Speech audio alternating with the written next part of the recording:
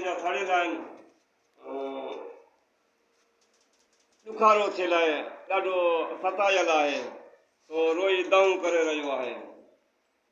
पाण उनखे सुञातऊं ही मलाइक आहे फिलाणे आसमान जो, पोइ उनखे खयूं ऐं खणी अचे नबी करीम सल्लल्लाहु अलैहि वसल्लम जे दरबार में पहुचायूं ऐं इन मलाइक खे चऊं त बाबा हाणे तव्हांजो छुटकारो जेको थींदो नबी करीम सल्लल्लाहु अलैहि वसल्लम जे दर खां थींदो।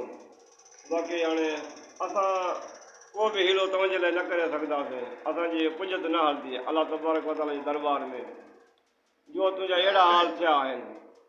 पोइ नबी करीम सल्लल्लाहु अलैहि वसल्लम जे दरबार में हज़रत जिब्रील अलैहिस्सलाम हाज़िरी भरी ऐं नबी करीम सल्लल्लाहु अलैहि वसल्लम खे अर्ज़ु रखियईं, या रसूल अल्लाह, जॾहिं मां तव्हांजे दरबार जे हाज़िरी भरण जे लाइ आयुसि त हीअ कोकाफ जबल जे भर में ॾाढो दाऊं करे रहियो हो।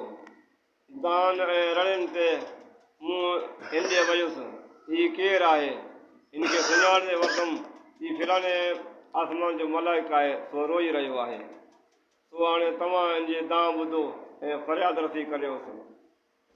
पोइ नबी करीम सल्लल्लाहु अलैहि वसल्लम उन मलाइक खां पुछियो, ॾियाल छा थियो आहे?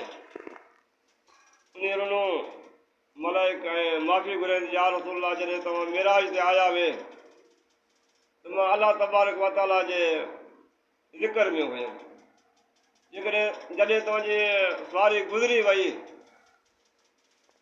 अलाह तबारक व तआला मूं ते नाराज़ थियो त मुंहिंजो महबूब गुज़रियो तव्हांजे भर में, तव्हां इस्तक़बाल जे लाइ न ॿाहूं ॿधियूं, न उथी बीठा हुए, न तव्हां उनखे सलाम बि कयो। हाणे तव्हांजे लाइ सज़ा इहा आहे, तव्हांजा पर बि साड़ियां थो, तव्हांजा पेर बि ख़तमु कयां थो। पोइ मूंखे उछलाईं संसान जंग जर कोकाफ जे भर में को अचे निकी करे। पोइ हाणे भाग भला थिया, जिब्रील अलैहिस्सलाम तव्हांजे दर जी हाज़िरी ॾियण जे लाइ अची रहियो हो ऐं मुंहिंजे दाउन ते मूंखे बि अची ॾिठईं, मूंखे सुञाणे तव्हांजे दर में अची पेश कयईं त हीअ ग़लती आहे, मूंखे माफ़ी ॾियो। तव्हां मेराज ते आया हुए, मुंहिंजे भरिसां तव्हां गुज़री विया हुए, लेकिन मां अलाह जे ज़िक्र में हुयुमि, अलाह जो ज़िक्र छॾे तव्हांजी तालीम कयां, तव्हांजी इस्तक़बाल कयां त अलाह तबारक व तआला ख़ुशि थिए हा। पर मूं वरी ईअं न कयो, अलाह पाक जे ज़िक्र में हुयुमि, हाणे मूंखे माफ़ी मिले। पोइ नबी करीम सल्लल्लाहु अलैहि वसल्लम फरमायुसि, बाबा हाणे तोखे माफ़ी आहे, सिर्फ़ु मुंहिंजे मथां 10 चकर दरूद शरीफ़ पढ़। पोइ उन मलाइक अलाह तबारक व तआला जे महबूब ते दरूद शरीफ़ पढ़िया ऐं जीअं जो दरूद शरीफ़ पढ़ंदो वञे पियो, उन जा पर बि थींदा वञनि पिया, उन जा पेर बि थींदा वञनि पिया।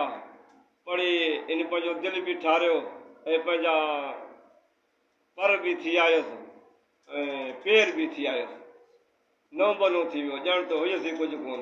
पोइ नबी करीम सल्लल्लाहु अलैहि वसल्लम जी क़दम बुसी कयईं, उन जे दर खां दुआऊं वरितऊं ऐं मोकिलाणी करे जिब्रील सां गॾु पंहिंजे वञी उन मक़ाम ते फ़ाइज़ थियो, जहिड़े मक़ाम ते अलाह तबारक व तआला उनखे रखियो हो। उन मलाइक नबी करीम सल्लल्लाहु अलैहि वसल्लम जी इस्तक़बाल न कई, उन जा अहिड़ा हाल थिया। जेकॾहिं हाणे पाण उमती जेकॾहिं हिकु त नबी करीम सल्लल्लाहु अलैहि वसल्लम दरूद न पढ़ूं ऐं उनजे तालीम बि न कयूं त पोइ पंहिंजा कहिड़ा हाल थींदा। अलाह तबारक व तआला खे कंहिं इबादत जी परवाह न आहे। गनीयुन अनिल आलमीन, अलाह तबारक व तआला गनी आहे, उनखे कंहिं इबादत जी परवाह न आहे। पाण खे बि खपे नबी करीम सल्लल्लाहु अलैहि वसल्लम ते दरूद पढ़ूं ऐं अलाह ऐं उनजे रसूल खे राज़ी कयूं, पंहिंजी ज़िंदगी उन्हनि में गुज़री वञे। शाल ते फरमाए थो न, या हुज पिरनि वटि या कर पिरनि जी पचार, इन ॿिन्ही ॻाल्हियुनि खां क़दर न कंहिंखे करे, उन खां पाण जुदा न थियूं, उन जे यादि में हुजूं। वल्लाहु आलम बिस्सवाब। हाणे संतनि जो टाइम